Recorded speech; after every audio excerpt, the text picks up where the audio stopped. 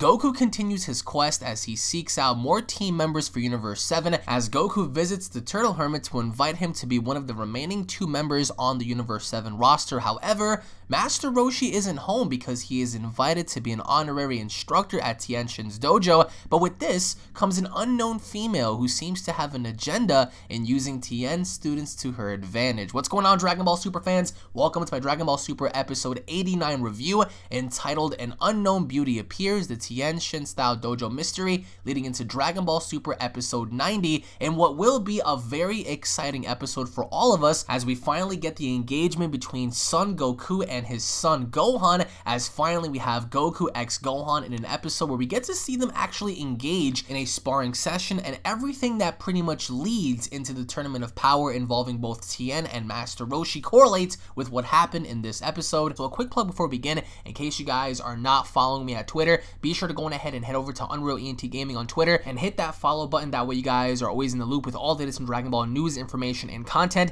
And don't forget to go ahead and subscribe to the channel in case you guys are new for all the latest in Dragon Ball reviews, discussions, mod battles, and more. Tons of awesome content on the channel. And if you guys want to go ahead and keep up with all the latest content, go ahead and turn on notifications if you guys want to become a Super Saiyan God. It greatly means a lot to me that you guys support the channel, and I thank you guys for tuning into the video. Now, Dragon Ball Super episode 89 showcased Master Roshi and Tien having to fall under the influence of this girl named Yurin, and I'm gonna be honest, I really wasn't too excited on seeing Master Roshi or Tien. I was actually more fans of them, of those characters back in Dragon Ball Z and the original Dragon Ball, but having to watch this, I guess I had kind of a change of heart just momentarily. Although the episode wasn't as captivating as last week's, nor do I think it's going to be better than next week's episode. In my opinion, I think it was a pretty decent episode for what it was worth. So we start the episode off exactly where we left off, and Goku having to go out and seeking for Master Roshi. And you have to give it up for Goku now for having to go out there and seeking out different fighters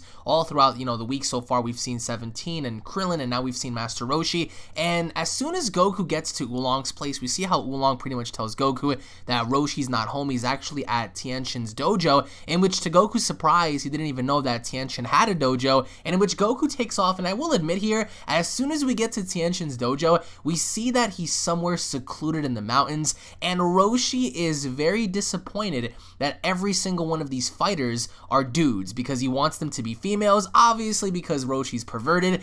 And the fact that they're all bald too, I mean, they all look like Tien in a way. They're rocking the same logo on their shirts as Tien is, and we see how Tien is trying to pretty much teach these guys as to how to concentrate their ki, how to keep their ki stable. And Tien does a demonstration in which he looks at his students and he asks them if they can also perform such a task. And as quickly as we jump into this episode, there is this female just standing outside of his dojo, and she's standing there and she's very excited, and she approaches looking for a bald guy with 3 eyes, with Chaozu having to answer. And we see how Chaozu brings this girl to Tien. And the one thing I will say here is the fact that every single one of his students, they all look the same. There is no like diversity among them, which is why Roshi was kind of like on edge a little bit. But as soon as the girl meets Tien, we see how Master Roshi just gets extra perverted. He runs in front of her and he's beginning to stare at her chest. He's staring at her chest, and Roshi is just like, what I love about this episode, I think, is how Roshi made the episode that much more comical, because this entire time Tien is trying to teach the kids on concentrating their ki, on trying to discipline them and showing them examples, and here comes Master Roshi just getting all perverted, trying to touch her ass and trying to point out her chest and whatnot. But Tenshinhan tells her to go train somewhere else because he's not interested in having her be there, and she gives out her name. Her name is Yurin, and she has no martial arts experience. However, she's interested in learning. So we see how Tien turns her down, but Roshi happily agrees in trying to teach her. And it's funny because as soon as Tien turns her down, Roshi with his giant mustache just jumps in and says, you know what, I'm gonna train her. He grabs the girl, right? And we see his hands, they're on her ass, and he begins to take off. So I think that what made this episode that much more enjoyable, I think, to me, was the fact that Roshi was the traditional Roshi. He was a pervert, he was perverted in many different ways, as we see Goku approaching this area. And we see as Goku approaches this area, to me, it looked like some,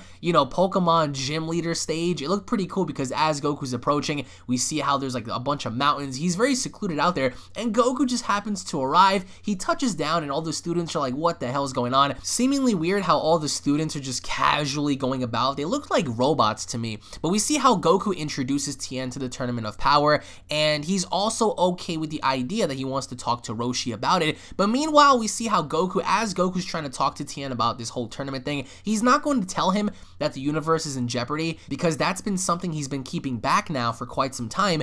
And we see how Goku's in search for Master Roshi, and Tien is telling him that he's out there, you know, training some girl or whatever. And we see how Roshi is dressed, you know, he dressed Yurin in like some mini skirt, like very perverted, because as he brings her underneath his guidance, he puts her like in this mini skirt and he's leaning on over. He's being traditional perv Roshi, and you know, he thinks that she might do good if she wears like shorter kind of clothes, which is very revealing. And this girl is just like sweaty, she's like nervous because here comes old man Roshi trying to go on ahead and touch her butt, making her wear skirts. So I think that what made this episode that much better was Roshi. But we also see how Tien actually refuses Goku's offer in participating, and saying that he can't leave his students behind, and he's not interested in the prize money anyway, because once again Goku is talking to him about prize money. But even before that, it's like Goku walks in and he sees Roshi bouncing around with this girl, and it's pretty funny because she's topless, with Roshi having to chase her around, and Goku casually just like walks away. He's just like, nope,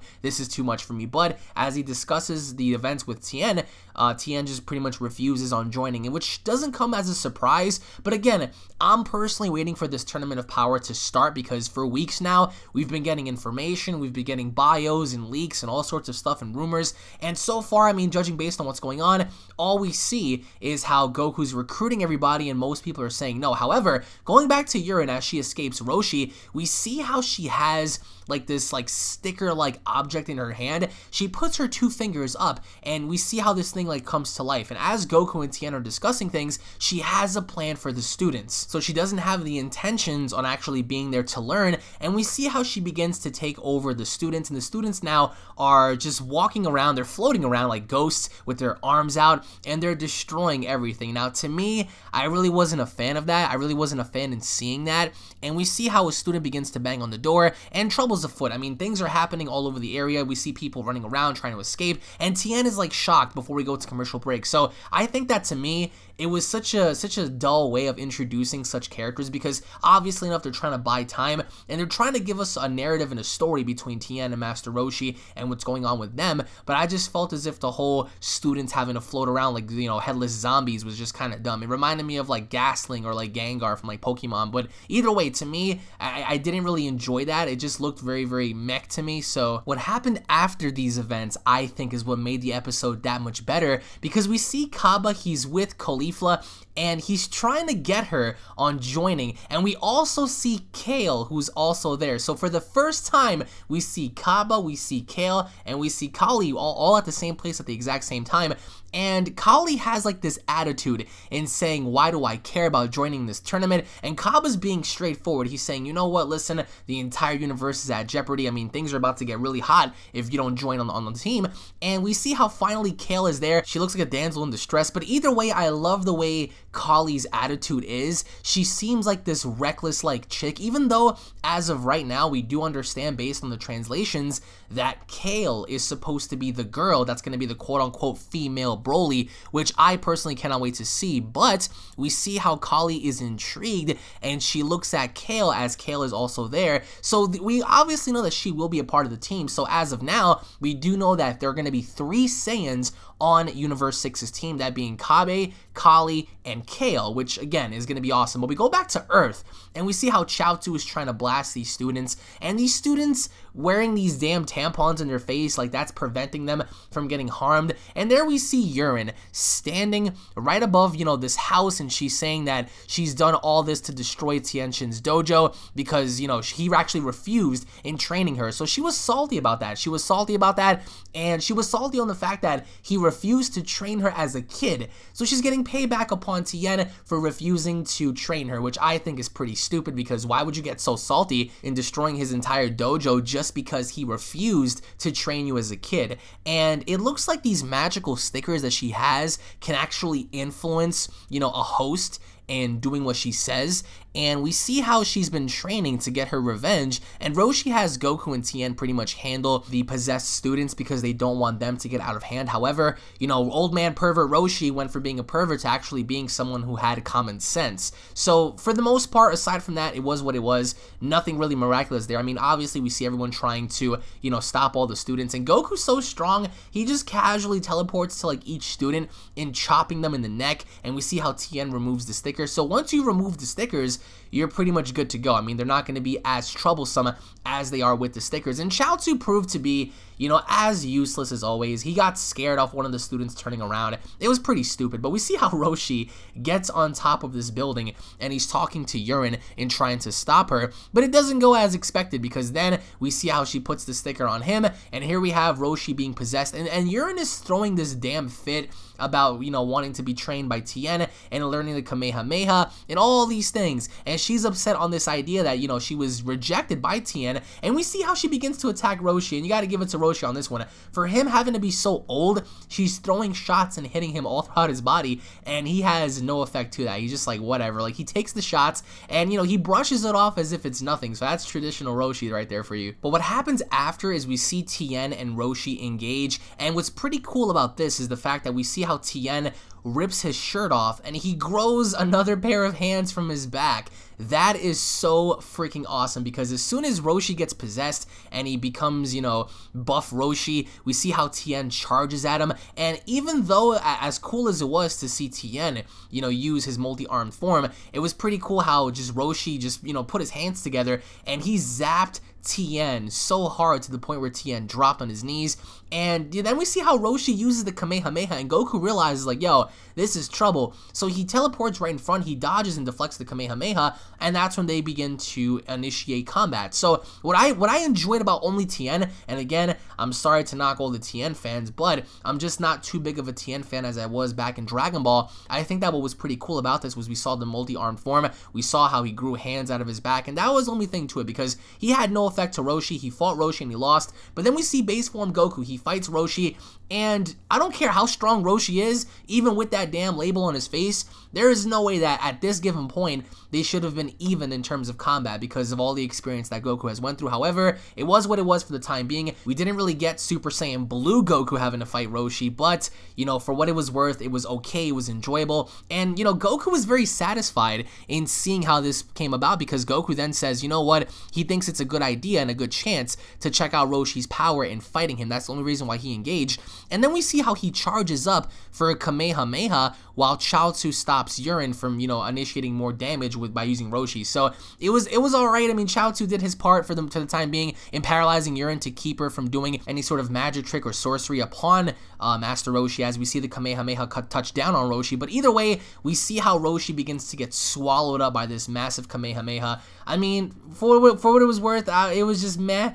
Roshi, I mean, he was in this crater all skinny in his skinny form. The sticker just, you know, just completely was decimated from his face. It was gone.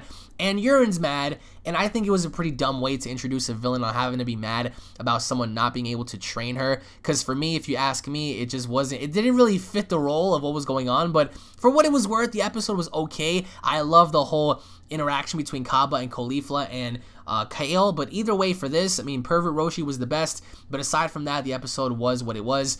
Enjoyable, but not the best, I would have to say, in my opinion at least. But post your comments down below. What did you guys think about this episode? What are your overall thoughts on Yurin having to have her own agenda and using Tien's students against him, against Goku? What are your overall thoughts on Goku having to spar with this Master Roshi character? What are your overall thoughts on the episode in general? Post your comments down below, guys. Thank you all for watching. If you guys are new to the channel, don't forget to go on ahead and hit that subscribe button for more news, information, and updates in regards to Dragon Ball. If you guys enjoyed the episode, make sure to go on ahead and punch that like button. Tune back in for the breakdown and the prediction video. Overall, in general, next week is going to be a phenomenal episode, and what's shaping out to be a phenomenal episode. And again, having to correlate and see what happened in this episode, I'm not entirely too sold on it. I mean, again, there have been great episodes in Dragon Ball, there have been horrible episodes in Dragon Ball, but for me, overall, this was a decent episode. It wasn't bad, but it wasn't also mind-blowing as well. But post your comments down below. Maybe you guys feel differently about it, and I'll be seeing you all in the breakdown. Take it easy, guys. Peace.